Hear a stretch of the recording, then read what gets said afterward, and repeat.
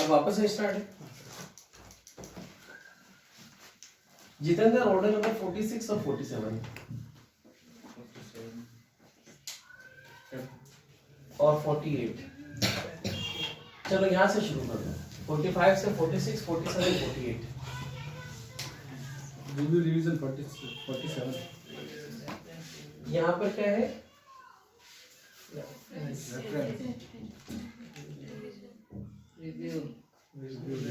Revision का कोई order नहीं है ना? 45 सुप्रीम कोर्ट में अपील। 44 निर्दलीय व्यक्ति द्वारा अपील। 33 निर्दलीय व्यक्ति द्वारा 42 second appeal. 41 first appeal. 40 receiver 40 sorry 39 ऐसा ही रहते हैं टेम्परेरी इंजेक्शन। इसके आगे सीरीज में एक और लिख दो, कर लोगे यार? निर्णय के पूर्व गिरफ्तारी। क्या किसी आदमी को सिविल जजमेंट दिए जाने के पहले किसी को गिरफ्तार या प्रॉपर्टी को कुर्क किया जा सकता है क्या? हाँ, 38 ऑर्डर नंबर 38 हमें ऐसा बताता है। और जब 38 याद कर ही रहे तो 37 भी याद कर लेना, कोई खास बात नहीं है। एक सेक्शन बताओ मेरे को कोई, सीआरपीसी का सेक्शन नंबर 260 से 265 क्या कहता है? जुबे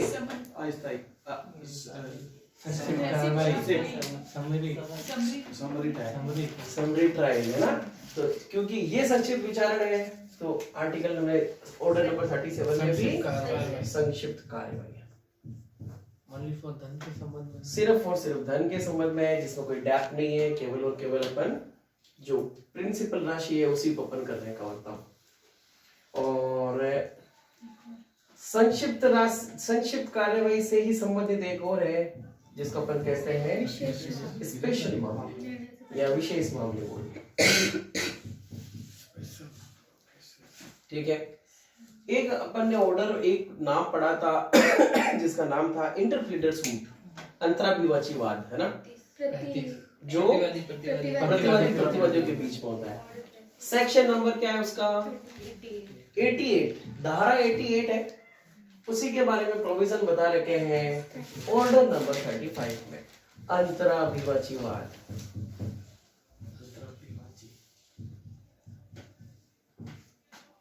जब वादी अपनी तरफ से सब काम करने के लिए तत्पर तैयार पड़ा है और उसको ये पता नहीं चल रहा है कि वाद करना वो अपना ये जो अनुदान है वो किसे करे या फिर अपनी दलील परिधान किसको करे, तो उन दोनों के संबंध में न्यायालय से इस बात का बात करना कि इन दोनों में से कौन वास्तविक हकदार है, आप पकड़ लो, अपने पास रखो, जो हकदार हो जाए उसको दे देना। इसको अपन कहते हैं अंतराभिवाचीवाद, इंटरप्लीडर सूट। बीसीआई का जो सबसे फर्स्ट वाला एग्जाम हुआ था उसमें ये आया था कि अंतराभिवाचीवाद किसे कहते हैं, है ना? 2011 का। चलो तो 48 था मिसलेनियस, 47 रिव्यू, सीआरपीसी का सेक्शन रिव्यू का 362, 46 रेफरेंस। ये यदि आपने दो चीजें यहाँ याद कर ली, 46 और 47, तो सेक्शन नंबर 113, 114, 113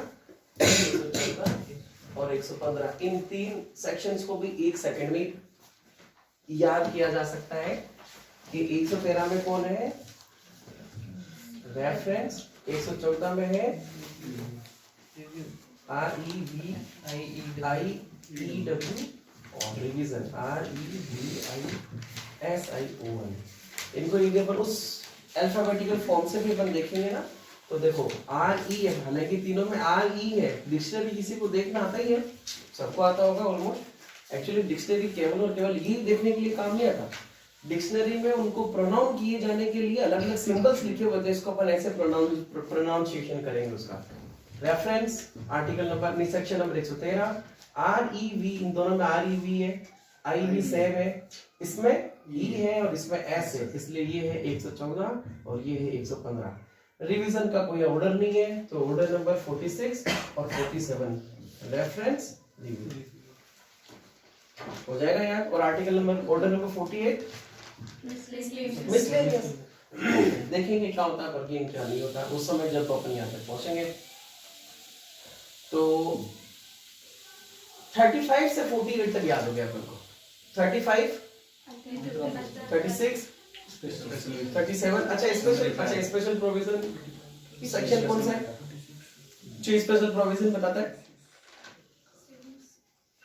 स्पेशल प्रोविजन कौन से सेक्शन के बारे में बात कहता है? 36 को कोरिलेट करेंगे सेक्शन नंबर 94 और 95।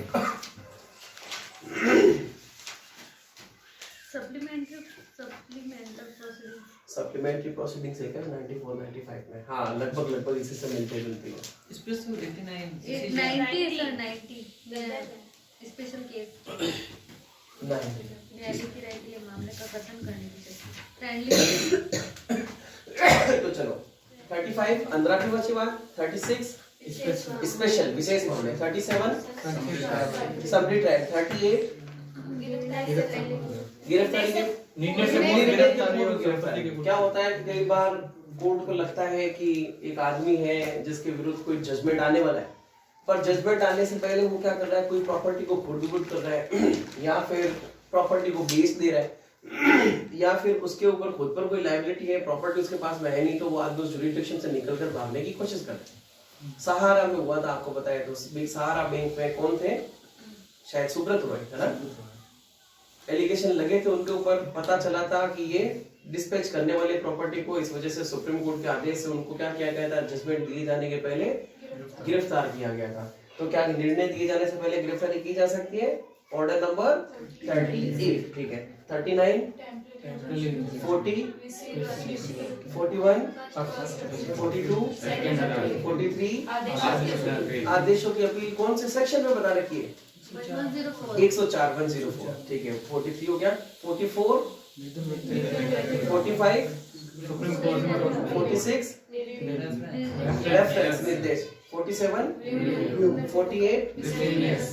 यदि बात करूं ऑर्डर नंबर 33 का, नहीं ऑर्डर नंबर 44 का जो बात है, अपील है, वो कौन से दावों की अपील है? निर्धन व्यक्तियों के द्वारा कौन से दावे, कौन से ऑर्डर में अपील दावे किए गए थे? 33, ठीक है। और सेक्शन नंबर ऑर्डर नंबर 46 जो रेफरेंस का है, कौन से सेक्शन से कोरिलेट है? 113 से। और 47 क्योंकि 115 डिवीजन इसमें दोनों में ही नहीं, ऑर्डर में है नहीं। यहां से फिर अपन चले 27 से, ऑर्डर नंबर 27 से सरकार से 27 से में क्या सरकार के द्वारा और सरकार के 27A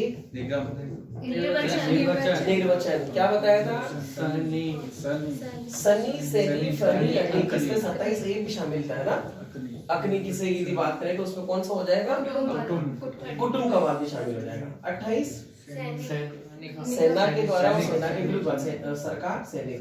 29 30 31 32 यदि वादी अवयस्क है, नहीं वादी अवयस्क है, तो कोर्ट की तरफ से जिस आदमी को अपॉइंट किया जा रहा है वो वादा संरक्षक प्रतिवादी, और यदि प्रतिवादी असक्षम है, अवयस्क है तो वादा संरक्षक, ठीक है। 32 फिर 33 हो गया, या फिर 32A को डाल दो। 33 35 तक को याद ही है, इस 34 को क्यों छोड़े? ट्रांसफर ऑफ प्रॉपर्टी में एक सेक्शन था, सेक्शन नंबर 58, क्या बताता? मॉर्गेज की संपत्ति दावे। 34 स्थावर संपत्ति के बंधकों के संबंध में दावे, ऑर्डर नंबर 34। तो देखो सीआरपीसी ऑर्डर नंबर सीपीसी का ऑर्डर नंबर 1 से लेकर 21 और ऑर्डर नंबर 27 से लेकर 48 याद हुए? पूरे का याद है बच्चे को। सरफराज को कितना याद है? सरफराज को पूछने पड़ेंगे। चलो ये तो हो गए ऑर्डर्स। अब आ जाते हैं अपन वापस सेक्शंस पे।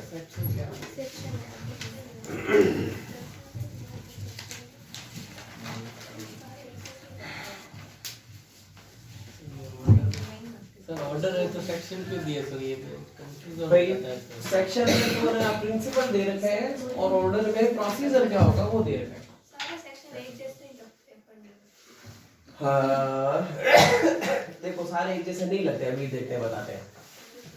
सेक्शन नंबर 36 बताता है केवल डिक्री पर नहीं आदेश पर भी लागू हो गए। पूछ लिया सवाल, पूछा हुआ क्वेश्चन है ऑर्डर नंबर 36 का। 37 कोर्ट की डेफिनेशन डिग्री पारित करने वाले न्यायालय की परिभाषा, डिग्री पारित करने वाले न्यायालय की परिभाषा। 38 डिग्री का निष्पादन किन न्यायालयों में होगा? किन न्यायालय के द्वारा होगा, किन न्यायालय के द्वारा। 39 देखो इसी में बात लिख रखी है, या तो जिसने पारित किया जिसको अंतरण किया गया है, तो 39 में डिग्रियों का अंतरण। 40 अदर स्टेटमेंट अन्य राज्य में यदि होता है तो फिर वो नियम कौन से यहाँ के लागू होंगे या वहाँ के। 41 नहीं 41 में नहीं भाई, यदि अन्य राज्य को भेजे तो फिर वो क्या करेंगे, वापस वेरीफाई करके भेजेंगे। 42 अब देखो 42 में 5 चीजें याद रखनी है। 5 चीजों को पहले यूं 2 अलग अलग एरो से डिनोट करेंगे, फिर जो कर सकती है वो 1 2 3 और जो नहीं कर सकती है वो 1 नहीं कर सकती है, जिसमें क्या क्या शामिल है भाई, अंतर्रीति की नहीं, डिग्री की अंतर्रीति की प्रेरणा पर एग्जीक्यूशन नहीं करेगा। और एक लिख रखा था ऑर्डर नंबर 20 50 ऑर्डर नंबर 21 के रूल नंबर 50 के ऑर्डर नंबर 21 रूल नंबर 50 सब रूल नंबर बी और सी में दिए गए व्यक्ति के विरुद्ध ही वो अंतरित वो एग्जीक्यूट कर सकते हैं, उनके अलावा नहीं करेंगे। और ये हो गया 3 काम जो कर सकती है, कौन कौन सा, डिग्री को अंतरित करके ट्रांसफर कर सकती है, नेक्स्ट और आगे लीगल रिप्रेजेंटेटिव लीगल रिप्रेजेंटेटिव के खिलाफ है ना, लीगल उसका विधिक उत्तराधिकार के खिलाफ कर सकती है, और डिग्री को कुर्क करने का आदेश डिग्री को कुर्क करने का आदेश दे सकते हैं। ये भाई हो जाएगा एकदम शॉर्ट फॉर्म। 43 44 और 45 जहाँ पे कोड का हिस्सा नहीं है, जहाँ ये तो है रेवेन्यू कोड। 44 राजस्व 44 राजस्व और 44 ए व्यक्तिगत राज्य क्षेत्र रेसिप्रोकल टेरिटरी देखी थे पहले कल। और 45 भारत भारत के डिग्री का निष्पादन। 43 हाँ, और भारत के बाहर डिग्री का निष्पादन भी कैसे होगा, भारत सरकार ही उसको प्रमाणित करके देगी, सर केंद्र सरकार। 46 आप लोगों में से कोई भी एक ऐसा स्टूडेंट है जो रिसिप्ट को बिना देखे नहीं बता सकता। जुबेर क्या कहता है आज्ञा पत्र 46 3-4 बार देखा है पहले।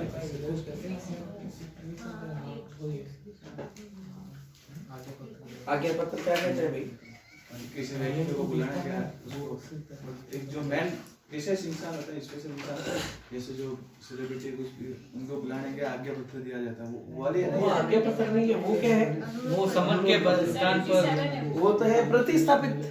सर वो है ऑर्डर नंबर 5 का रूल नंबर 30। वो तो एक आदेश से दूसरे न्यायालय को आदेश दिया जाता है, वो वाला नहीं है। हाँ, क्या आदेश देता है दूसरा पत्र न्यायालय, भेजते ना वो पत्र भेजने के लिए आज वीरेंद्र ने बता दिया आपको। खैर कोई नहीं। तो 46 को अपन ने कोरिलेट किया था एक सेक्शन से, उस सेक्शन का नाम है 77। किसके बदले निकाला जाता है, कमीशन कमीशन के बदले बेटा, समन के बदले तो ऑर्डर नंबर 5 का रूल नंबर 30 समन के बदले पत्र निकाला जाना, ठीक है। और ऑर्डर नंबर सेक्शन नंबर 77 अच्छा, कमीशन क्या होता है, कमीशन व्यक्ति को अपॉइंट करते हैं कि उस जगह का मतलब जो मुआवजा लेने के लिए। ठीक है। तो सीआरपीसी में हमने बस केवल इतना ही देखा था, या तो उस जगह का या किसी आदमी के एविडेंस लिए कर सकते हैं। सीआरपीसी में समन नहीं, कमीशन का ज्यादा कोई लेना देना नहीं है, अमूमन ऐसा ही आदेश देता है कि आप खुद आ जाओ और आपको झूठे एविडेंस हो जाएंगे। जबकि सीपीसी में कमीशन का एक बहुत बड़ा योगदान है ना, तो उसमें कमीशन 26 ऑर्डर है। 26 ऑर्डर नंबर 26 कमीशन के बारे में बताता है। ऑर्डर नंबर 26 में ये बता रखा है कि ये 1 2 3 4 5 और 6 तरह की बातें होगी, उनके लिए कमीशन जारी किया जाता है, इनके अलावा कमीशन जारी नहीं किया जाएगा, है ना। तो जो 6 बातें होगी वो उस वक्त देखेंगे अपन जब होगा। सीपीसी में कमीशन का बहुत बड़ा रोल है, चाहे किसी आदमी की एविडेंस लेनी हो तो भी कभी कई बार कमीशन इशू किया जाता है, मौका मुआ ना हो तो भी कई बार कमीशन, अस्थायी बंटवारा मतलब अस्थायी आदेश सीधे जारी करना है तो भी कमीशन इशू कर देते हैं, फिर वो अस्थायी आदेश के लिए एक मौका नक्शा बना के लेकर कोर्ट में पेश करते हैं। ठीक है, तो कमीशन के बदले जो भेजा जाता है उसको अपन क्या कहते हैं, लेटर ऑफ रिक्वेस्ट। और किसी दूसरी कोर्ट में मौजूद प्रॉपर्टी को कुर्क करने के लिए एक कोर्ट के द्वारा जो आज्ञा दी जाती है उसको अपन कहते हैं आज्ञा पत्र, प्रिसिप्ट। सेक्शन 46 कल हो गया था। सेक्शन 46 सेक्शन नंबर 47 इसके बारे में अभी बस अपन केवल एक बार डिस्कस करेंगे। अच्छा सेक्शन है, इंपॉर्टेंट सेक्शन है। सेक्शन नंबर 46 का कहीं ना कहीं अपने डिस्कशन में हवाला आया है। क्या था? पहले था कि 47 के प्रश्न का निर्धारण डिग्री के अंदर आता था, पर अब नहीं आता, उसको हटा दिया। हाँ, ये कि साहब यदि कोई भी क्वेश्चन ऐसा जिसका निपटारा सेक्शन नंबर 47 के फर्दरेंस में हुआ है तो ये वाला आदेश क्या माना जाएगा? डिग्री। अब क्या किया है? हटा दिया गया है। इस क्वेश्चन में निर्धारित किए गए प्रश्न के आदेश को डिग्री नहीं मानते हैं। इस क्वेश्चन को अपन बाद में करेंगे। एक इंपॉर्टेंट सेक्शन है, इसको अपन को कोरिलेट करना पड़ेगा ऑर्डर नंबर 21 के रूल नंबर 58 से। इस बच्चे को कैसे पता चला? अच्छा, इसमें लिखा हुआ है। ठीक है, तो अपन सेक्शन 47 को छोड़ रहे हैं अभी फिलहाल। 47 के पास में लिख देना rule number 58, order number 21 rule number 58। अब आगे आ जाओ सेक्शन 48।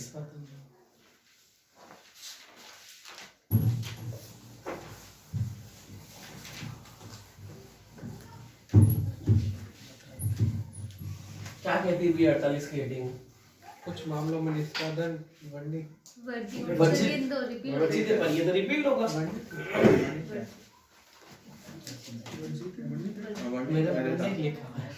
इंग्लिश देखो क्या लिखा हुआ है, एग्जीक्यूशन पार्ट है। सेक्शन 49 अंतरिति। हाँ, अंतरिति। किसका अंतरिति? डिग्री का। क्या डिग्री को ट्रांसफर किया जा सकता है? हाँ सर। कोर्ट भी एग्जीक्यूट कर सकती है एक आदमी से दूसरे आदमी को, मतलब एक कोर्ट से दूसरे कोर्ट को। और जिसके फेवर में डिग्री पारित की गई वो खुद भी क्या कर सकता है? अपनी डिग्री किसी दूसरे आदमी को ट्रांसफर कर सकता है। तो जो आदमी डिग्री को ट्रांसफर कर रहा है उसको तो अपन कह रहे हैं अंतरक, और जिसको ट्रांसफर की जा रही है उसको क्या कह रहे हैं? अंतरिति। ट्रांसफेरर और ट्रांसफेरी। क्या लिखा हुआ है सेक्शन नंबर 49 को पढ़ो।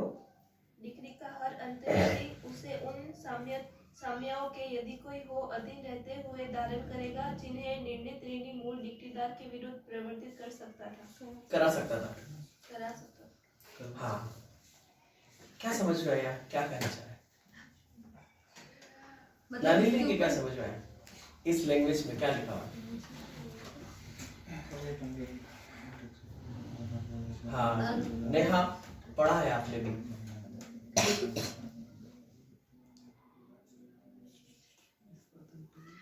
वो सारे मतलब राइट्स होंगे जो निर्णीत ऋणी के हैं डिग्रीदार के खिलाफ, उसको जो भी मिलेंगे। कुछ कंडीशन अगर दे रखी हो तो, नहीं तो उसको हटा देगा, ऐसा ही कुछ है। हाँ प्रमिला, अंतर की जो भी लायबिलिटी होगी या जो भी राइट्स होंगे वो डिग्री के साथ उसको भी ट्रांसफर हो जाएंगे उस डिग्री में। क्या क्या लाइब्रेरी होती है? जीतू क्या समझ में आ रहा है? खुशी क्या कह रहा है सेक्शन? ये कि ट्रांसफर ही है जो डिग्री होल्डर की सारी लायबिलिटीज है, जो सारी मतलब जिस कंडीशन में डिग्री होल्डर पास होगी वैसे ट्रांसफर ही पास, वैसे की वैसे ट्रांसफर के पास। अगर वो सिविल कारावास में दे रहा है तो उसको उसके परिवार को भी बता देगा, तो वो लायबिलिटी। बस एकदम नॉर्मल सी बात है, वैसे इसमें थोड़ा सा कॉम्प्लिकेट कर दिया। देखो ये है डिग्रीदार जिसके पक्ष में डिग्री पारित हुई है, ये है निर्णीत ऋणी। जुबेर, निर्णीत ऋणी की ऋणी को क्या कहते हैं?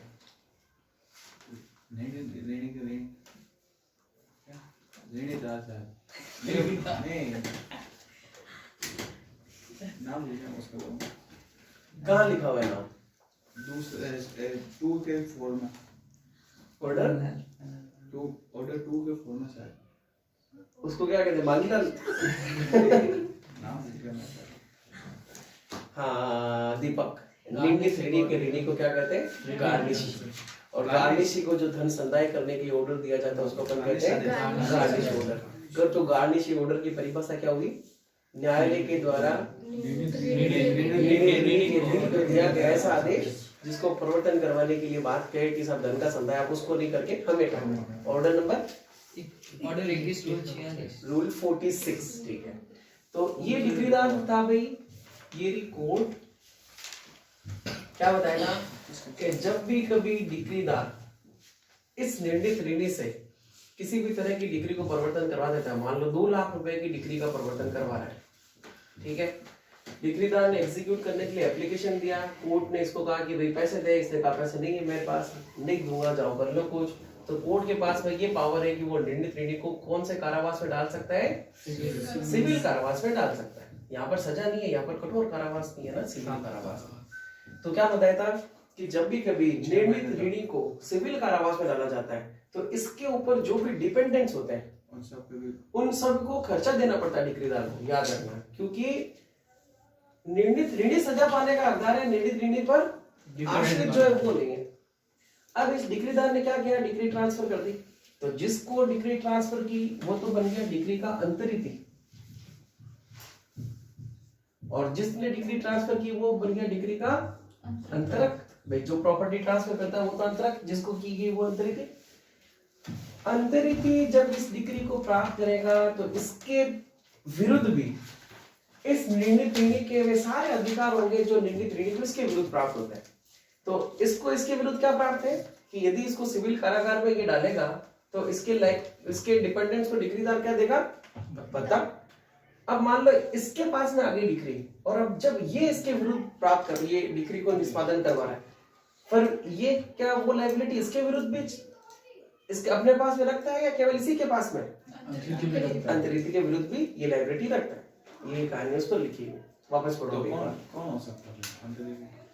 किसको भी देते हैं, ट्रांसफर की जा सकती है। मैं आपको दे दूं मेरी प्रॉपर्टी के साथ, कोर्ट ने मेरे पक्ष में ये वाली प्रॉपर्टी ट्रांसफर कर रखी, डिक्री कर रखी, ये मैं आपको हैंडओवर कर देता हूँ, रजिस्ट्री करवा लो। आज के बाद में ये सब पूरे सामान ओनरशिप किसका? आपका। हाँ, अब बताओ क्या पढ़ा सेक्शन नंबर 49 में? समझ में आ रही लैंग्वेज में? हाँ, क्या पढ़ा 49 में? डिक्री अंतरिति। डिक्री का हर अंतरिति उससे उन साम्यों के यदि कोई हो अधीन रहते हुए धारण करेगा जिन्हें निर्णित ऋणी मूल डिक्रीदार के विरुद्ध परिवर्तित करा सकता था। जिसे निर्णित ऋणी मूल डिक्रीदार के विरुद्ध परिवर्तित करवा सकता था, उसको निर्णित ऋणी अंतरिति के विरुद्ध भी परिवर्तित करवा सकता है। क्लियर? चलो प्रमिला समझाएगी।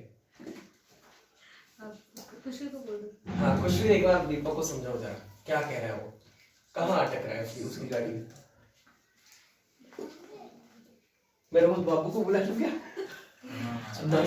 देखो बहुत आसान, बहुत आसान बात है। जब भी कभी डिक्रीदार निर्णित ऋणी के विरुद्ध इस डिक्री को अंतरित करवाता है तो निर्णित ऋणी को कोर्ट क्या भेज सकती है? जेल में भेज सकती है।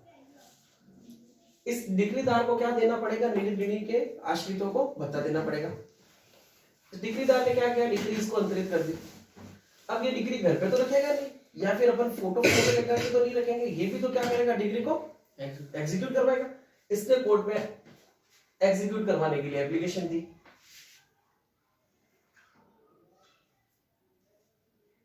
दे दी। कोर्ट ने इसको आदेश दिया भाई कि साहब पैसे दो, ये अंतरक हो गया डिग्री का। कहा साहब मेरे पास पैसे नहीं है। कोर्ट ने इसको सिविल कारावास में आदेश दिए। तो क्या ये निर्णित ऋणी के आश्रितों को पैसे भत्ता देने के लिए ये अंतरिति भी लायबल है या नहीं है? ये अंतरिति की भी लायबिलिटी होगी कि ये इसके उसको आश्रितों को वो भत्ता दे जैसे कि डिक्रीदार देता था। यही है, इसकी लायबिलिटी सेम होगी जो इसकी लायबिलिटी थी इसके विरुद्ध। निर्णित ऋणी डिक्री को सभी दायित्वों के अधीन प्राप्त करेगा। जो निर्णित ऋणी को मूल डिक्रीदार के विरुद्ध प्राप्त है वो निर्णित ऋणी को मूल अंतरिति के विरुद्ध भी प्राप्त हो। सेक्शन नंबर 50, क्या मतलब होता है लीगल रिप्रेजेंटेटिव का? उसकी संपत्ति में दखल अंदाजी करता है। भाई एक ऐसा आदमी जो किसी भी आदमी के मरने के पश्चात उस संपत्ति में हित रखता है ना, इंटरेस्ट जिसके पास में है वो ही उसका लीगल रिप्रेजेंटेटिव। पढ़ो जरा 50 क्या कह रहा है। हाँ, विधिक प्रतिनिधि जहाँ डिक्री के पूर्णतः तुष्ट किए जाने से पहले निर्णित ऋणी की मृत्यु हो जाती है, वह डिक्री का धारक डिक्री पारित करने वाले न्यायालय में आवेदन कर सकेगा कि वह उसका निष्पादन मृतक के विधिक प्रतिनिधि के विरुद्ध करे। जाहिर सी बात है, कोई आदमी जैसे ही मर गया तो डिग्री तो खत्म नहीं हो जाएगी, लायबिलिटी तो मांगेगा ही मांगेगा। तो उसके अगेंस्ट में क्या करेगा वो, एक एप्लीकेशन करेगा कोर्ट पे कि सर ये मर गया, चलो कोई बात नहीं, अब उसके जो लीगल रिप्रेजेंटेटिव है उससे आप मेरे को क्या दिलवाओ, पैसा दिलवा दो। ठीक है। जहाँ डिक्री ऐसे विधिक प्रतिनिधि के विरुद्ध निष्पादित की जाती है, वह मृतक की संपत्ति के उस परिमाण तक ही दायी होगा जितने परिमाण तक वह संपत्ति उसके हाथ में आई है। रुको, क्या कहना चाह रहा है। एक आदमी था, बच्चे 4 थे, उस पर ऋण तो था 100 रुपए का, पर उसकी जो प्रॉपर्टी है वो 4 बच्चों में डिवाइड हुई है। कितने रुपए की प्रॉपर्टी चलेगी, 25 रुपए या फिर जितनी भी प्रॉपर्टी हो। तो जो 100 रुपए का बकाया था ना, अब ये एक बेटा उस 100 रुपए में से कितने रुपए देने का हकदार है, मात्र, क्योंकि उसने प्रॉपर्टी का कितना हिस्सा प्राप्त किया है, बस यही लिख रखा है कि साहब जो व्यक्ति जितनी संपत्ति प्राप्त करेगा उतने हिस्से में वो उसके लिए दायित्व होगा। बस खत्म। Section number 51। निष्पादित करने वाले न्यायालय की शक्तियां। अब ये जो शक्ति है ना, वो जिस व्यक्ति को नहीं, जिस कोर्ट को ट्रांसफर की है या फिर जो कोर्ट जिसने खुद नहीं पारित किया, एग्जीक्यूट करवा रहा है, और एग्जीक्यूट करवाते वक्त उसको क्या क्या पावर्स है ये बताता है सेक्शन नंबर 51। सेक्शन नंबर 42 में किसकी पावर देखी थी? 42 पे किसकी पावर देखी थी? अभी थोड़ी देर पहले 5 लाइन आई थी यहाँ पर। किसकी पावर थी? डिक्री पारित करने वाले ट्रांसफर किए गए निष्पादन की जिसको निष्पादन के लिए भेजा है उसकी शक्तियां, और ये है जो एग्जीक्यूशन करा रहा है। अब एग्जीक्यूशन कौन कौन कराता है? जिसने पारित किया, जिसको अंतरित किया। ये बात कहाँ लिख रखी है? सेक्शन नंबर 38 में, जिसने पारित की या जिसको अंतरण की गई वही तो एग्जीक्यूट कराएगा। अब उसी एग्जीक्यूशन में क्या क्या शक्तियां हैं भाई, सारी बातें लिखी गई वही। परिधान के द्वारा करवा सकता है, संपत्ति की कुर्की और विक्रय या कुर्की के बिना भी विक्रय करवा सकता है, और 58 में दी गई समय अवधि के दौरान जो समय बता रखी है उसी के हिसाब से उसको कारागार में भी नियुक्त किया जा सकता है, रिसीवर की नियुक्ति की जा सकती है, और अन्य रीति से जैसा वो ठीक समझे।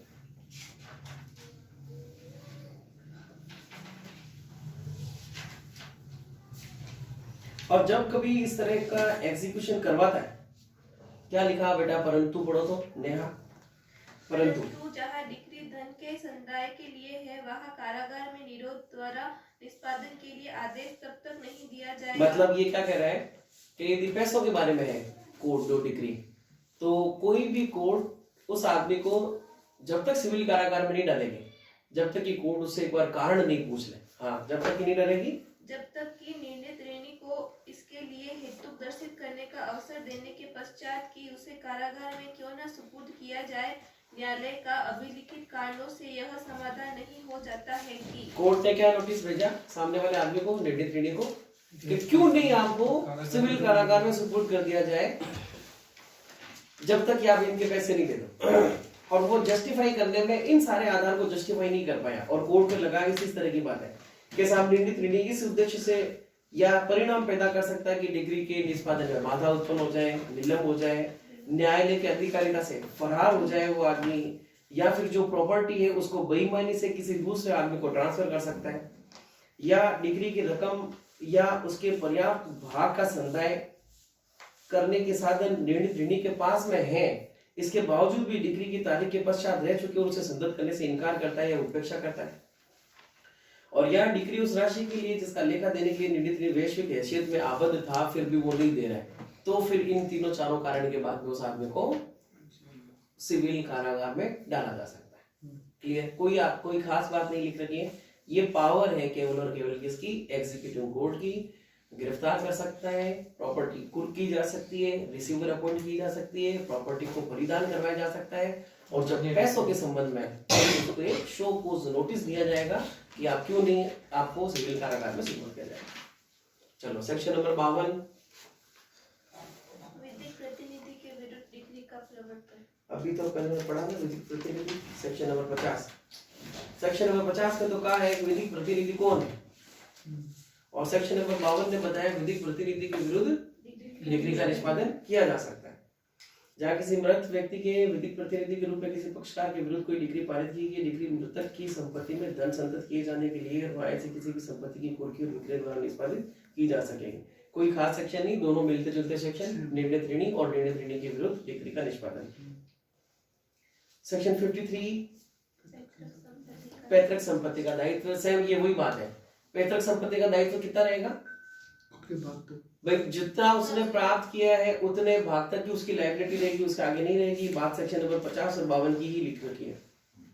ऐसी संपत्ति के बारे में जो मृत पूर्वज के ऐसे ऋण को चुकाने के लिए हिंदू विधि के अधीन दायी है, जिसके लिए डिग्री पारित की जा चुकी है। 50 और 52 के प्रयोजन से यह समझा जाएगा कि मृतक की ऐसी संपत्ति है जो उसके विधिक प्रतिनिधि के रूप में पुत्र या अन्य वंशज के हाथ में आई है, वही प्रॉपर्टी उसकी है। सेक्शन 54, संपदा का विभाजन या अंश का पृथक्करण। संपदा का विभाजन या अंश का पृथक्करण। भाई क्या कर सकता है कि 4 भाई थे, अच्छा डिग्रियां भी कितने तरह की हो सकती है, केवल और केवल पैसा की थोड़ी होगी। 4 भाइयों ने लड़ाई कर ली और उन्होंने कहा कि सर ये प्रॉपर्टी हमारी हम लोगों को दिला दो, तो संपत्ति का विभाजन हो गया। डिग्री को नहीं, प्रॉपर्टी को क्या किया, डिवाइड भी किए जाने को हो सकता है, बंटवारा किए जाने को हो सकता है, घोषणा किए जाने मात्र का दावा हो सकता है, और भी कई तरह के दावे होते हैं। और इसमें अब ये सेक्शन नंबर 54 में क्या कह रहा है, यदि क्या था डिग्री किसके लिए दावा था, प्रॉपर्टी को डिवाइड करने के लिए, और यदि संपत्ति ऐसी है जो कि जिससे कि रेवेन्यू प्राप्त होता है, राजस्व प्राप्त होता है, तब फिर अब उस संपत्ति को डिवाइड कौन करेगा, कलेक्टर। और बाकी की सब प्रॉपर्टी को यदि डिवाइड करना है तो कोर्ट के आदेश से रिसीवर के द्वारा हो जाएगा। तो अब अपन एक बात देखें कि ये जो कलेक्टर की बात लिखी सेक्शन नंबर 54 में, तो सीपीसी में कोई एक दो जगह और भी ऐसी है क्या जिसमें अपन ने कलेक्टर की बात की? 93 में। सेक्शन नंबर 93 को कोरिलेट करो इससे। हालांकि दोनों सेक्शन में आपस में कोई हवाला नहीं है, पर वहां पर भी कलेक्टर की ही बात लिखी हुई है। क्या कहता है 93? प्रेसिडेंसी नगरों के बाहर महाधिवक्ता की शक्तियों का प्रयोग। भाई प्रेसिडेंसी जो एरिया है उसमें तो पावर किसकी है, दावा दर्ज किए जाने की, पब्लिक न्यूसेंस के संबंध में जो दावा होता है उस पे कोर्ट में दावा कौन पेश करेगा, महाधिवक्ता। और प्रेसिडेंट एरिया के बाहर यदि कोई दावा करना है तो फिर उस एरिया में महाधिवक्ता की शक्तियों का यूज कौन करेगा, कलेक्टर साहब करेगा। और कलेक्टर के बारे में कहां बात लिखी है? 40 rule 5। Very good, order number 40 rule number 5। अच्छा एक काम करो, बिना कागज पलटे जैनब बताओ ऑर्डर नंबर 40 क्या कहता है? रिसीवर की नियुक्ति। Very good. और रिसीवर प्राइवेट प्रॉपर्टी पे भी हो सकता है और गवर्नमेंट प्रॉपर्टी भी। केवल इतना लिख रखा है कि यदि कोर्ट के द्वारा रिसीवर अपॉइंट किया जा रहा है और वो प्रॉपर्टी सरकारी प्रॉपर्टी है जिससे रेवेन्यू जनरेट होता है, तब फिर किसको अपॉइंट किया जाएगा, या तो कलेक्टर को, या फिर कलेक्टर अपने मार्गदर्शन के हिसाब से, दिशा निर्देश के हिसाब से किसी भी अन्य आदमी को अपॉइंट कर सकता है। निकालो ऑर्डर नंबर 40 रूल नंबर 5। पूछा हुआ सवाल।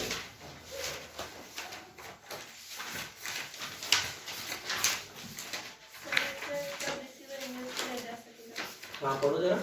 जहाँ संपत्ति सरकार को राजस्व देने वाली भूमि है या ऐसी भूमि है जिसके राजस्व का समनुदेशन या मोचन कर दिया गया है, और न्यायालय का यह विचार है कि संबंधित व्यक्तियों के हितों की अभिवृद्धि कलेक्टर के प्रबंध द्वारा होगी, वही न्यायालय कलेक्टर की सहमति से उसे ऐसी संपत्ति का रिसीवर नियुक्त कर सकेगा। हाँ, कलेक्टर की प्रायर परमिशन से कलेक्टर को रिसीवर अपॉइंट किया जा सकता है। कौन सी प्रॉपर्टी से? जिससे रेवेन्यू आता है या जिससे रेवेन्यू आता था पर गवर्नमेंट ने माफ कर दिया कि साहब चलो कोई बात नहीं तुम माफ कर दो। कई बार गवर्नमेंट माफ भी कर देती है ना। तो ऐसी प्रॉपर्टी को पे रिसीवर कौन अपॉइंट होगा? Collector. Order number 40 rule number 5। चलो सेक्शन नंबर 55। प्रमिला सीआरपीसी का सेक्शन नंबर 46। गिरफ्तारी कैसे की जाएगी? 46 का सब सेक्शन नंबर 3 और 4। 3 में तो सर वो एनकाउंटर की बात कर रहा है, मतलब अगर मृत्यु और आजीवन कारावास से दंडित अगर उसने अपराध नहीं किया तो आपको उसको और वो आपके मृत्यु कारित करने नहीं कर का सकते। वो आपकी कस्टडी में से भागने की कोशिश कर रहा है, तब मृत्यु कारित देखी जा सकती है। और 4 असाधारण परिस्थितियों में किसी स्त्री को गिरफ्तार करना है वहाँ किसी फर्स्ट क्लास जुडिशियल मजिस्ट्रेट की सूर्योदय के सूर्योदय से पहले और सूर्योदय के बाद सूर्योदय अनुज्ञा लेकर करेंगे। कौन सा फर्स्ट क्लास जुडिशियल मजिस्ट्रेट होगा? किसी महिला अधिकारी जिस एरिया जिस में एरिया वो में प्रमिला हमेशा इस क्वेश्चन पे अटकती है। जिस एरिया में वो उसने ऑफिस गिरफ्तारी किया की है, जैसे जहाँ हमने पे उसको गिरफ्तार करना है। जिसमें या फिर सजा जहाँ पे किया। सेम इस तरह की बात कहाँ दे रखी नली ने? 106 के 107 के सबसेक्शन 2 में 2 में परिवीक्षा ने जिसको किस पर रखना है? अन्य परिस्थितियों में उसको परिशांति कायम रखने के लिए। तो ऐसा आदमी जो उसके क्षेत्राधिकार में रहे या अगर बाहर से आकर अपराध करता है या फिर है ना खुद के उसके क्षेत्राधिकार से कहीं बाहर जाकर बाहर चला हाँ जाकर अपराध करता है, तो ऐसे आदमी को बाउंड किया जा सकता है। ठीक है, अब देखो क्या बता रखा है गिरफ्तारी और निरोध।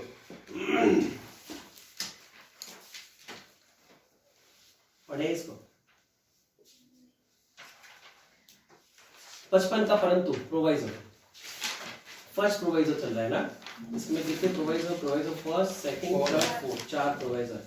और प्रोवाइजो को अपन यदि सीक्वेंस वाइज पढ़ते हैं तो उसको कहते हैं प्रोवाइडेड फोर्थली और प्रोवाइडेड फर्दर। ठीक है, फर्स्ट परंतु कह रहा है कि इस धारा के अधीन गिरफ्तारी करने के प्रयोजन से किसी भी निवास गृह में सूर्यास्त के पश्चात और सूर्योदय के पूर्व प्रवेश नहीं किया जाएगा।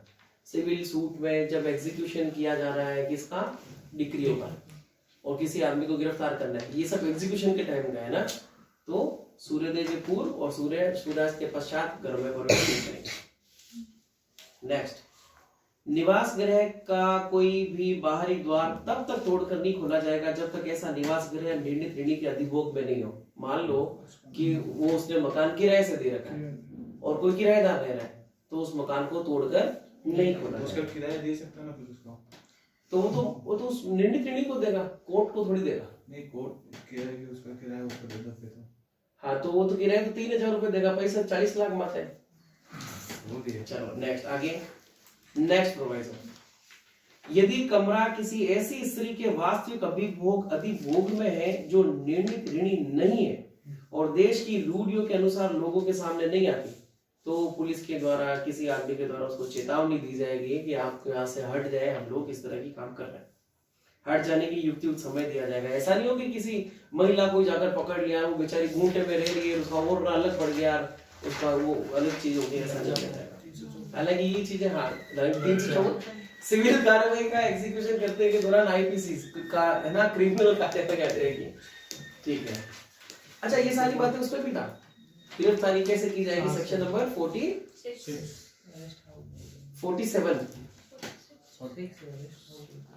46 में तो ये थी 4 बातें, और 47 में नहीं था घर वगैरह तोड़ कर जाएंगे। वो तो समन की उसमें नहीं समन में 47 था, लेकिन मुझे भी याद नहीं आ तो समन के निष्पादन में था शायद। हाँ उसमें भी था सर, समन वाले में भी था। तलाशी वारंट में भी शायद समथिंग कुछ ऐसा है। ये प्रोविजन देखने से ही है। हाँ तो सीआरपीसी 45 क्या कहता है? सशस्त्र बलों से संरक्षण, सशस्त्र बलों वाले सदस्यों को संरक्षण, है ना। 46 ये जो भी आपने 47 ये याद नहीं आ रहा। ये वही तो है, 43 है। ये वही तो है कि साहब घर में वो बहुत बड़ा सेक्शन है। 47 तो वो है। 43 है। कहाँ तक? हाँ सर बड़ा है, अपन ने पढ़ा नहीं था वो टेक्स्ट। हाँ, तो उसमें ये लिख रखा है कि साहब कोई स्त्री है अंदर, तो उसको दरवाजा तोड़ने से पहले बाहर निकाला जाएगा, बूटे वाली कोई महिला वगैरह, तो ऐसा सब करके सब सेक्शन 3 पे आ रहा हूँ मैं। अच्छा प्रोवाइजो 4 बाकी है, पढ़ो जरा नया परंतु 4। परंतु चतुर्थः, जहाँ वह डिक्री जिसके निष्पादन में निर्णित ऋणी को गिरफ्तार किया गया है धन के संदाय के लिए डिक्री है और निर्णित ऋणी डिक्री की रकम और गिरफ्तारी का खर्चा उस अधिकारी को संदत्त कर देता है जिसने उसे गिरफ्तार किया है, वह ऐसा अधिकारी उसे तुरंत छोड़ देगा। क्या मतलब हुआ? पैसे देते हैं छोड़। 2 लाख रुपए की डिग्री को एग्जीक्यूट करने के लिए निर्णित ऋणी को उन्होंने पकड़ लिया, और जजमेंट डेप्टर ने जैसे ही 2 लाख रुपए उसके जेब में पड़े थे, ये ले रहे यार 2 लाख रुपए की बात है, लो, और उसने 2 लाख रुपए दे दिए, फिर गिरफ्तारी उसको का तुरंत खर्चा छोड़ा जाएगा। हाँ, इसमें हाँ प्लस गिरफ्तारी का खर्चा। अब गिरफ्तारी का खर्चा क्या होता है? गाड़ी में जो आदेश है, जो जारी वगैरह की है वैसे। किसी और में हो तो फिर 2 लाख होगा, अब वो किसी और के हो तो फिर किसी और को देगा, वो करेगा। इसलिए किसी को पैसे उधार मत देना, आप ध्यान रखना। चलो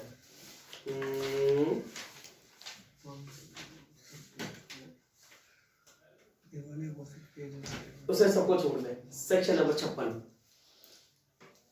धन की डिक्री के निष्पादन में स्त्रियों की गिरफ्तारी या निरोध का निषेध। ये केवल धन की डिक्री के संदाय में है और किसी अन्य की डिक्री के संदाय में नहीं है। यदि किसी महिला से पैसा मांगा जा रहा है डिक्री को एग्जीक्यूट करवाए जाने के लिए और निर्णित ऋणी महिला है, तो फिर महिला को गिरफ्तार नहीं किया जाएगा। Section number 56। इस भाग की किसी बात के होते हुए भी न्यायालय धन के संदाय की डिक्री के निष्पादन में स्त्री को गिरफ्तार करने और सिविल कारागार में निरुद्ध करने के लिए आदेश नहीं देगा। कि उस लड़कियों के पास पैसे जाके बदल जाते हैं, वो भी तो पैसा ही रहता है। ये एक्चुअली सिविल कार्य है, इसमें आदमियों को भी गिरफ्तार नहीं किया जाता, महिलाओं को तो छूट ही देती है। नेक्स्ट 57।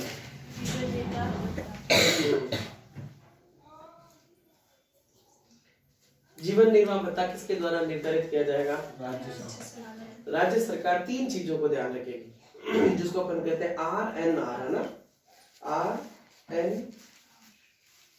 रनर के नाम से, रैंक, नेशनलिटी और रेस। लिख लेना RNR। यदि कहीं चूक जाओ ना, अरे वो तो RRN लिखा हुआ है, पर अपने को याद रखना है ना बालक। RNR रैंक, नेशनलिटी और रैंक, उसकी पंक्ति, उसका राष्ट्रीयता और उसका मूल वंश क्या है। इन 3 चीजों को ध्यान में रखते हुए राज्य सरकार निर्णित ऋणियों के जीवन निर्वाह के लिए संदेह मासिक भत्तों का मापमान, उनकी पंक्ति, मूलवंश और राष्ट्रीयता के अनुसार श्रेणीबद्ध करके नियत करेगा। ऐसा नहीं हो कि निर्णित ऋणी जेल में जाने के वक्त कह दे कि साहब मारे तो लुगाई टावरा और खर्चो 6 लाख रुपए 1 महीना पड़ेला, ध्यान रख। तो क्या वो निर्णित ऋणी ऐसा निर्धारण करेगा? कौन करेगा? कोर्ट के द्वारा नहीं, स्टेट गवर्नमेंट के द्वारा। ठीक है, 57 हो गया। 58 डिटेंशन एंड रिलीज। अब 58 में क्या निकल गया? 5,000 रुपए, 2,000 रुपए 3 महीने की अवधि के लिए।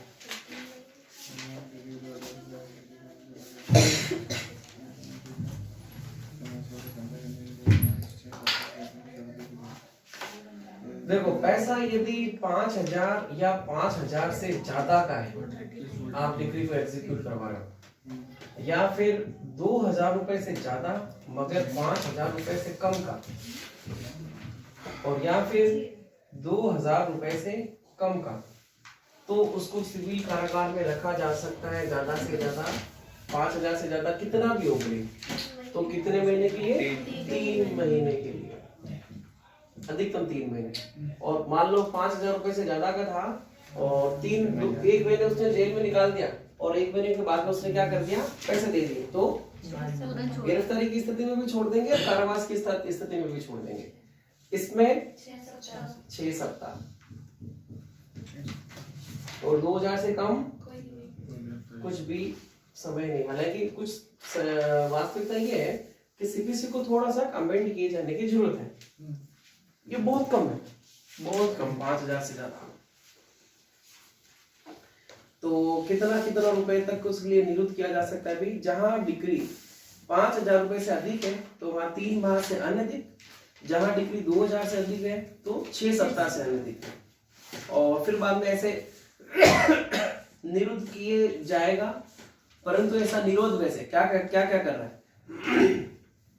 उसके निरोध के वारंट में वर्णित रकम का सिविल कारागार के भाषातक अधिकारी को संदाय कर दिए जाने पर, भाई जो उसको गिरफ्तार किया गया था तो उसमें लिख रखा था उसका गिरफ्तारी में वारंट के हिसाब इसके इतने रुपए बकाया, इस वजह से इसको गिरफ्तार किया जा रहा है, और उस पैसे का उसने किसको भुगतान कर दिया?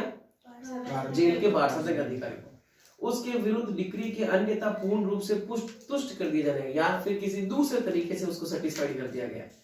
जिस व्यक्ति के आवेदन पर वह ऐसे निरुद्ध किया गया था उसके अनुरोध पर, मतलब जो डिक्रीदार था उसको खुद को ही तरस आ गया कि अरे यार जाने तो बाबू क्यों जेल में वाला, जिस व्यक्ति के आवेदन पर उसे निरुद्ध किया गया था उसके द्वारा जीवन निर्वाह भत्ते का संदाय करने का लोभ किए जाने पर, मतलब डिक्रीदार को जीवन निर्वाह भत्ता किसको देना था? ये लिखे हुए हैं। फैमिली मेंबर्स तो होते हैं। इंग्लिश में लिखे हुए हैं ना ऊपर देखो।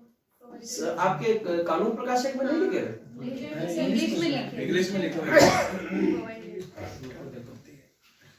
यदि ऐसा सब कुछ काम हो जाता है, मतलब मान लो डिग्री होल्डर जीवन निर्वाह भत्ता उसको नहीं दे पाता, तो भी कोर्ट के द्वारा उसको ऐसे कारावास से पहले ही छोड़ दिया जाएगा। परंतु ये उम्र है कि सेकंड और थर्ड के दिन ऐसे निरोध में से न्यायालय के आदेश के बिना नहीं छोड़ा जाएगा, सेकंड और थर्ड पर। सेटिस्फाई किया, कोर्ट डिसाइड करेगा सेटिस्फाई हुई नहीं हुई। हाँ, बाकी सब पर तो इमीडिएट छोड़ दिया जाएगा। पॉइंट नंबर सेकंड और थर्ड। सेकंड का मतलब तो क्या है, डिक्री अन्यथा तुष्ट कर दी गई है और या जिस व्यक्ति ने आवेदन किया है ऐसे निरुद्ध किया जाने का अनुरोध किया है, तो हो सकता है उसने कोई दबाव धमकियों में आगे अनुरोध किया इसलिए। शंकाओं को दूर करने के लिए वो शंका भी दूर कर रहा है क्या कि यदि 2000 रुपए से कम की डिक्री है तो कोई रुपया नहीं दिया जाएगा। हाँ, मतलब कोई कारागार नहीं दिया जाएगा। हाँ, डिग्री जाते पर 2000 में। हाँ, इसका मतलब 2000 में जाता नहीं है। आपने मेरे से 2000 रुपए उधार लिए, लिखत पटत हो गई अपनी, यूनी तो लोग जाते कहाँ, बहुत कम जाता है। तो मतलब हाथ खड़े कर लेते हैं। ये क्या 2000 तो है। एक काफी है। है इस बार जुबेर सबको 2000 रुपए देने वाला है। 1908 से वो एक्चुअली 1908 में 2000 रुपए की कीमत बहुत बड़ी हुआ करती थी। चलो 2008 बहुत एक पॉइंट 2008 में 100 साल से तो 100 साल से ज्यादा 2000 रुपए से कम में कोई आदेश नहीं है। 100 साल के आसपास होगा। सब सेक्शन नंबर 2 एक बार नया पढ़ो तो। इस धारा के अधीन निरोध में से छोड़ा गया निर्णित ऋणी अपने छोड़े जाने के कारण ही अपने ऋण से उन्मोचित नहीं हो जाएगा। क्या मतलब हुआ? कि अगर वो छूट जाता है तो उसको ऋण तो देना पड़ेगा। ऋण की लायबिलिटी बनी रहेगी, किंतु वह जिस डिग्री के निष्पादन में सिविल कारागार में निरुद्ध किया गया था उसके निष्पादन में पुनः गिरफ्तार नहीं किया जा सकता। दोनों ही बातें, फिर वो लायबिलिटी भी नहीं छूटेगी और उसको वापस से गिरफ्तार नहीं करेंगे, क्योंकि एक ही मामले में एक ही बार से ज्यादा वैसे भी अपन गिरफ्तार नहीं कर सकते। ये एक इम्पोर्टेंट सेक्शन है, इसको ना इस बात को सब सेक्शन 2 को यहाँ अपन राइट मार्क करके चलेंगे।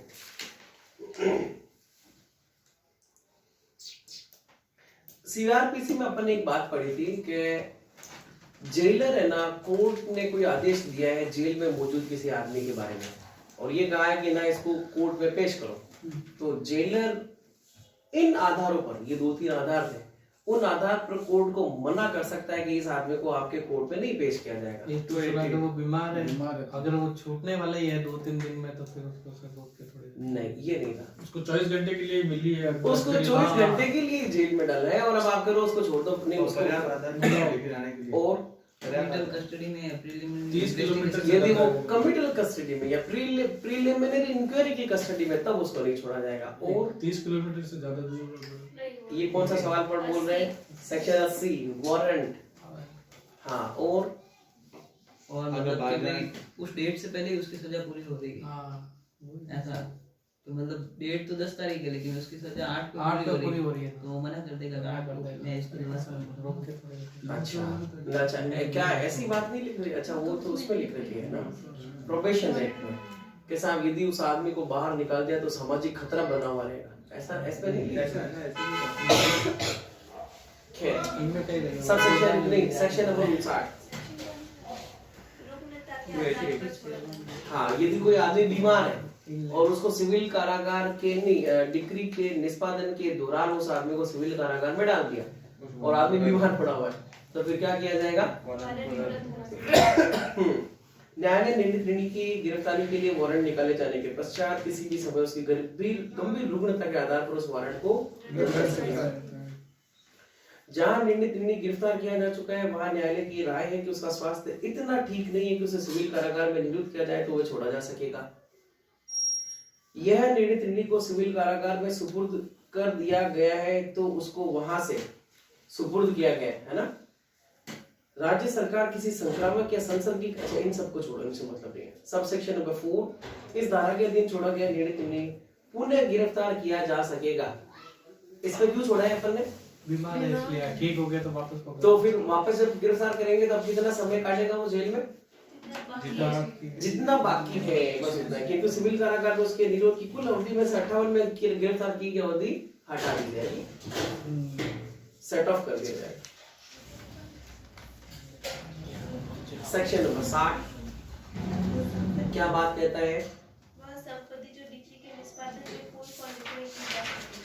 सेक्शन नंबर 60 वास्तव में बात तो ये कह रहा है कि वो कौन सी प्रॉपर्टी जिसको कुर्क की जा सकेगी, पर सवाल क्या आता है बताए आपको कि वो कौन सी प्रॉपर्टी जिसको कुर्क नहीं की जा सकेगी, क्योंकि नहीं की जाने वाले के हवाले मौत जाना है। अच्छा, कुर्क किए जाने में क्या क्या है? रोकड़ केस पड़ा हुआ है, चेक पड़ा हुआ है, नेगोशिएबल इंस्ट्रूमेंट दोनों तीनों तरह के वो पड़े हुए हैं, हुंडी पड़ी हुई है, कोई प्रॉपर्टी। अच्छा, हुंडी क्या होता है बताओ, कोई कॉमर्स का स्टूडेंट?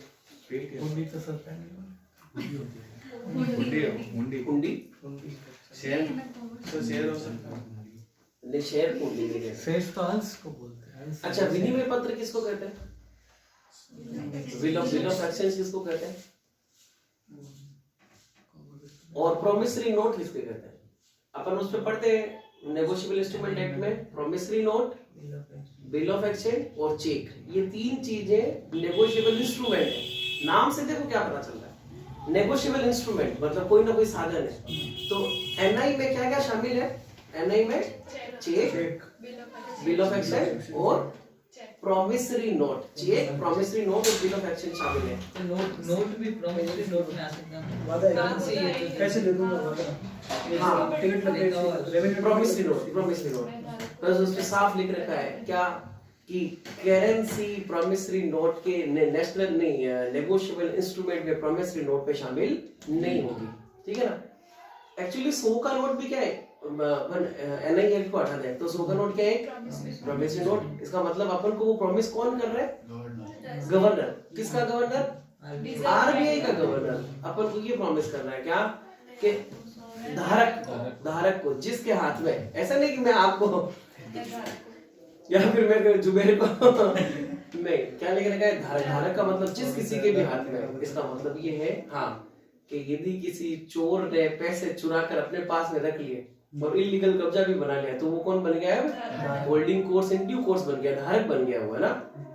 इसीलिए तो एक एग्जांपल जो अपन देखते हैं कि साहब एक गंदी मछली पूरे तालाब को गंदा कर देती है, इसी तरह से कि इसका एक्सेप्शन है कि एक अच्छी मछली पूरे तालाब को अच्छा भी कर देती है। इसका एक्सेप्शन है ये वाला जो अभी अपन देखेंगे नेगोशिएबल इंस्ट्रूमेंट एक्ट में। एक चोर ने चेक चुरा लिया गया, पैसे चुरा लिए। अच्छा, चोर को भी प्रॉमिस किया उसने आरबीआई ने, जो भी धारक है वो क्या, चोर जब उन 100 रुपए की मार्केट से कोई सामान खरीदने जाता है उसको मना कर सकता है कि मैं चुरा के लेकर, वो तो खरीदेगा ही खरीदेगा, क्योंकि जैसे ही वो 100 नोट उसके पास पहुंचा वो उसका प्रॉमिसरी नोट बन गया।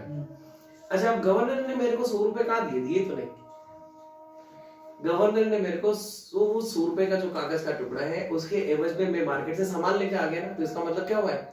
100 रुपए मेरे को दे दिए उसने, यही है नोट।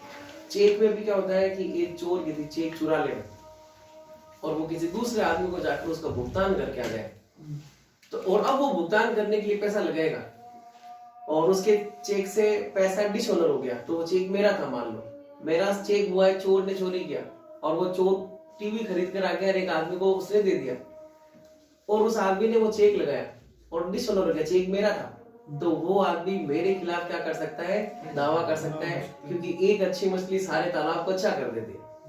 ये same section transfer of property के सेक्शन नंबर 41 एस्टोप्लिरी का जो नोट वो है उस पर भी ये प्रिंसिपल लागू होता है। अच्छा, इसमें क्या हुआ है?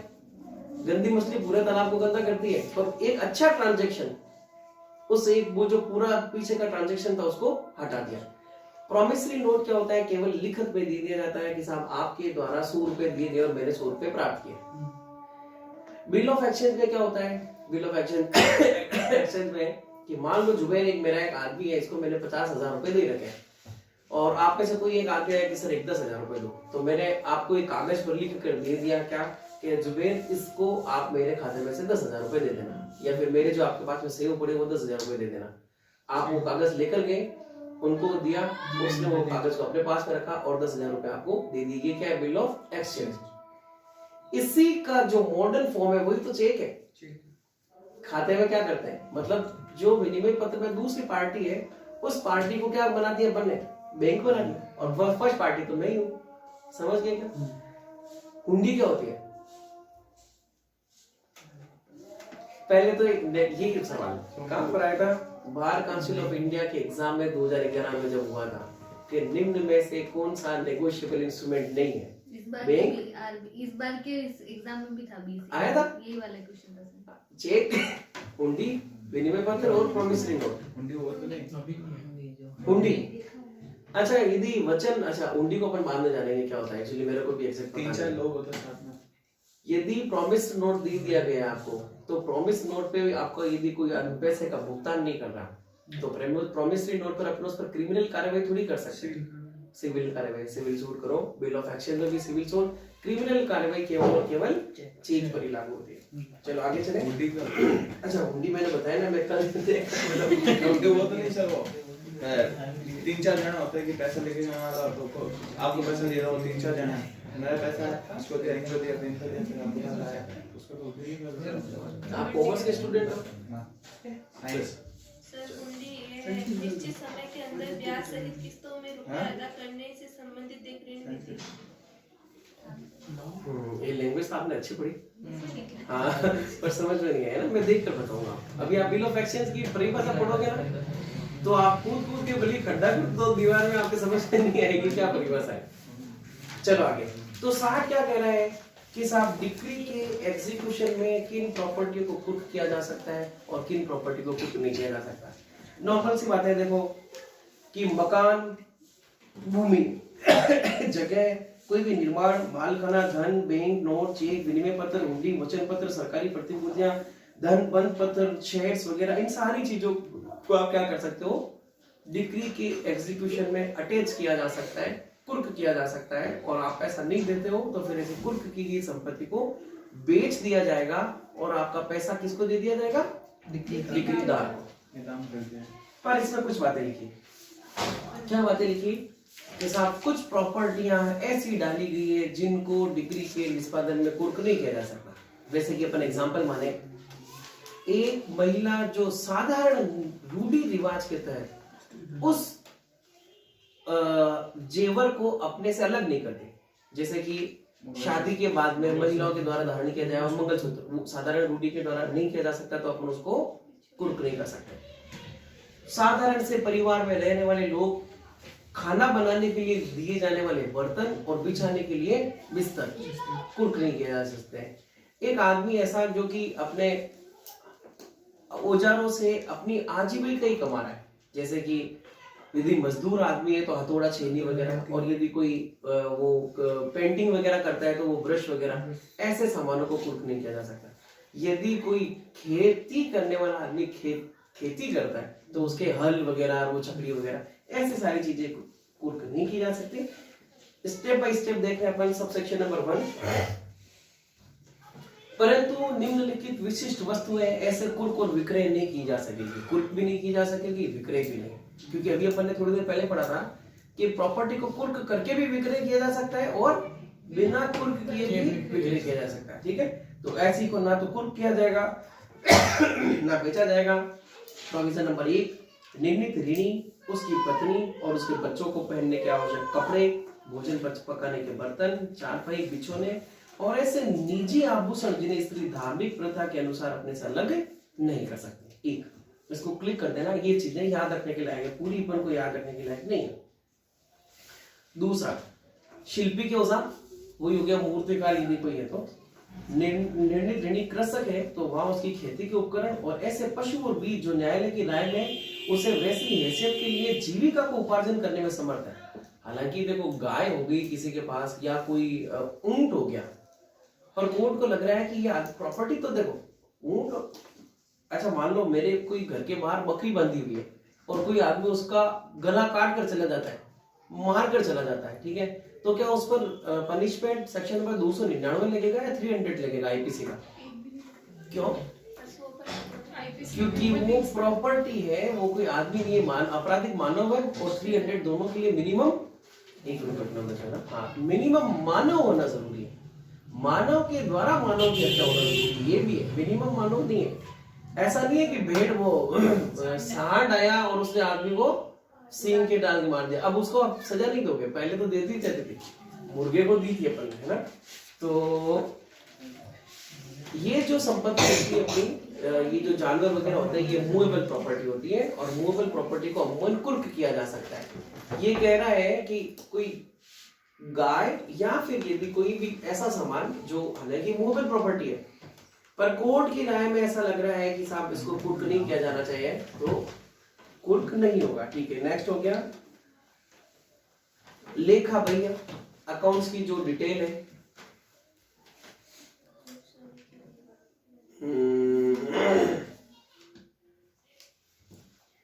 हाँ मैं थोड़ा सा छोड़कर चल रहा हूँ। श्रमिक और घरेलू नौकरों को मजदूरी, चाहे वह धन में हो या वस्तु के रूप में हो,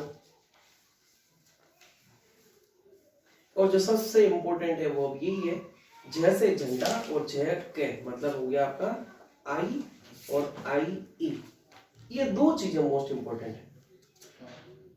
क्या कहती है ये वेरी इंपॉर्टेंट है, ध्यान रखना, ये प्रीलिम्स में भी पूछ ली जाती है, मेंस में भी इसका सवाल आ जाता है।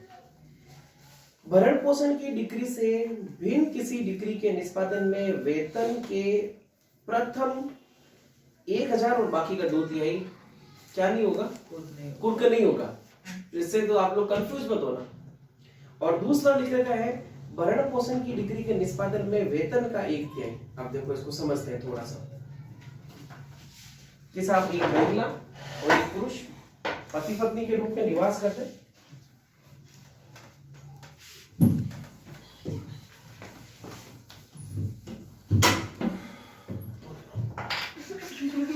क्या हुआ लगी?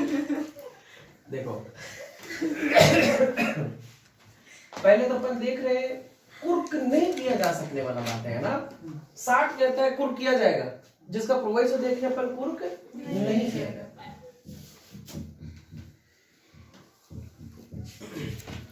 इसको तो आप दिमाग में बिठा लेना बच्चों, एक बार पूछ दिया क्वेश्चन इसका, और हो सकता है इस बार भी पूछ करते हैं। आरबीएस में तो ऐसा एक बार पूछा था शायद, क्या कहा कि कोर्ट ने जो डिग्री पारित की है वो भरण पोषण की डिग्री है,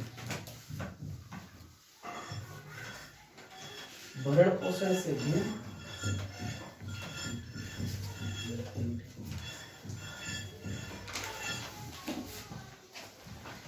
और जो दूसरी डिग्री है वो भरण पोषण की है,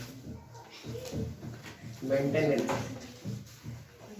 और मेंटेनेंस क्या कोई आदमी केवल और केवल वाइफ का करने का हकदार है या अपने मम्मी पापा या बच्चों का भी, उनका भी करने का हकदार है।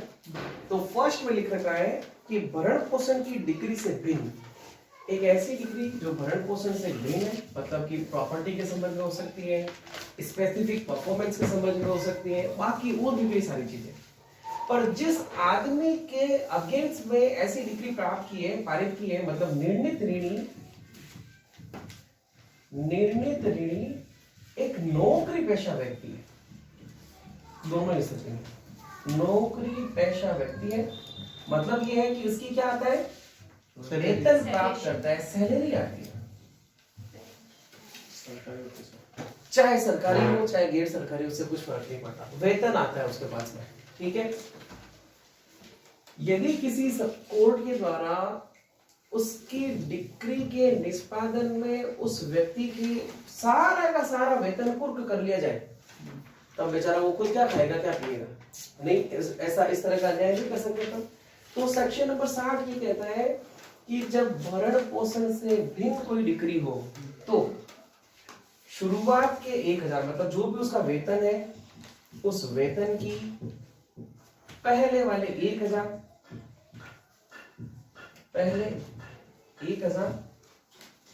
प्लस बाकी जो बचा है, बाकी बचेगा 2/3 कुर्क नहीं किया जाएगा। मतलब समझे? बहुत आसान एग्जाम्पल से समझ रहे हैं और अपन को उसी एग्जाम्पल से ही याद करना है, बाकी नहीं याद करना। अपन मानेंगे कि उस आदमी की तनख्वाह है 7,000 रुपए, 7,000 रुपए से मानेंगे।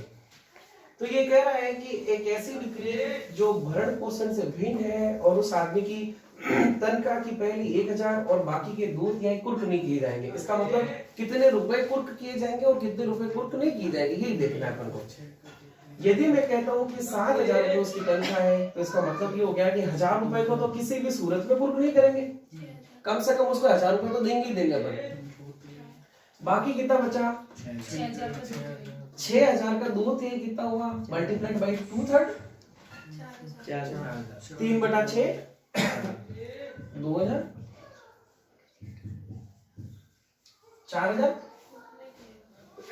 6,000 का 2/3 कुर्क नहीं करेंगे, मतलब ये 4,000 भी कुर्क नहीं करेंगे और 1,000 भी कुर्क नहीं करेंगे। इस 1,000 को तो सिर्फ छोड़ नहीं छोड़ना अपन को।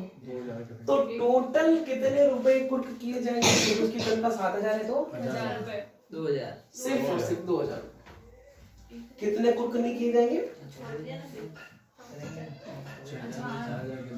5,000 रुपए कुर्क नहीं किए जाएंगे। समझ गए? आसान सी बात है।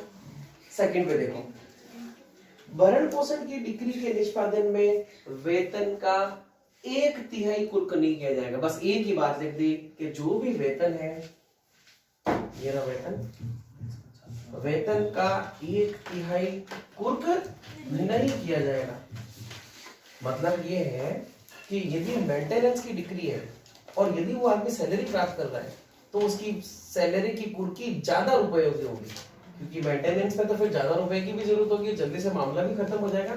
जैसे कि अपन मान लेते हैं कि तनख्वाह है उसकी 9,000 रुपए या 6,000 मान लेते हैं। 6,000 का 1/3 कितना होता है? 1/3, 3 दूनी 6, तो उसका 2,000 रुपए कुर्क नहीं होने वाला है और कुर्क होने वाला कितना है? 4,000। और ऐसी स्थिति में कुर्क नहीं होने वाला 5,000 और कुर्क होने वाला 2,000। अच्छा, कुर्क होने वाला 2,000। हाँ ठीक है, समझ गए? तो रटे के बाद यदि भरण पोषण की डिग्री है तो पहले के नहीं, भरण पोषण की डिग्री नहीं है तो पहले के 1,000 और बाकी के 2,000। और यदि भरण पोषण की डिग्री तो केवल 1/3 कुर्क नहीं किया जाएगा। यहाँ जो अपने मैं कैलकुलेशन किए वो कुर्क नहीं करने वाली थी।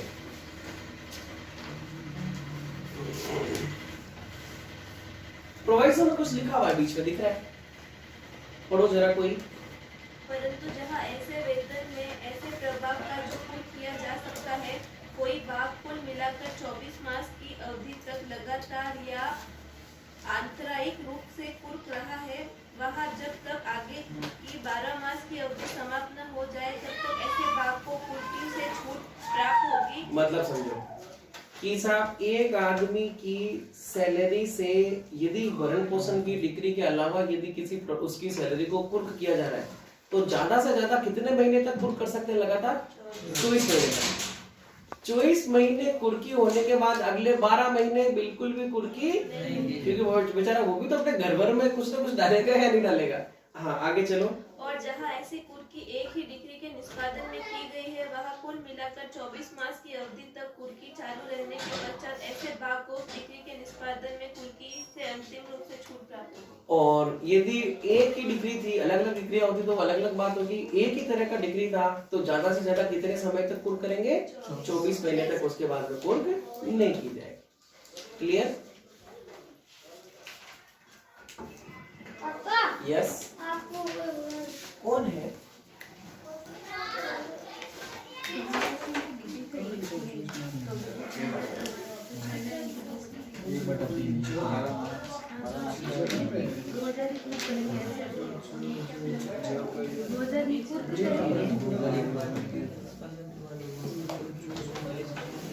हाँ, ये 1/3 नहीं है। वेतन का 1/3 नहीं है। 4,000 कुर्क कर सकते हैं। और इसमें वो मुझको 2,000 ही कुर्क करेंगे, वो इसमें लिखा है 5,000 कुर्क नहीं कर सकते। है ना? 45 90 किसकी है? ब्लैक कलर वाली मेरे को दो चाबी।